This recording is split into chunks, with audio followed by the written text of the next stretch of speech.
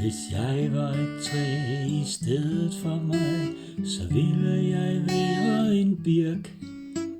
Født i en lund blandt andre træer, der kunne jeg stå og knirke. Alle vi træer skulle deles om alt, jorden og lyset og luft. Kunne det være, at pladsen blev trang, kunne man få lyst at få duft.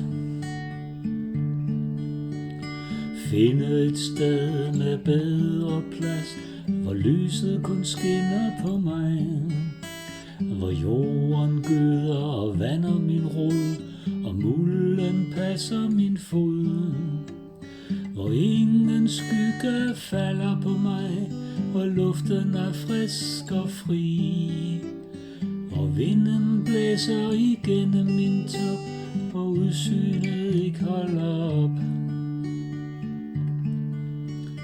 Måske kunne jeg stå ved en lille sø, ved bredden med masser af vand, hvor dyrene kommer og ser til mig, og fiskene svømmer mod land, hvor udsynet ikke støder på stop, hvor vinden kan blæse frit.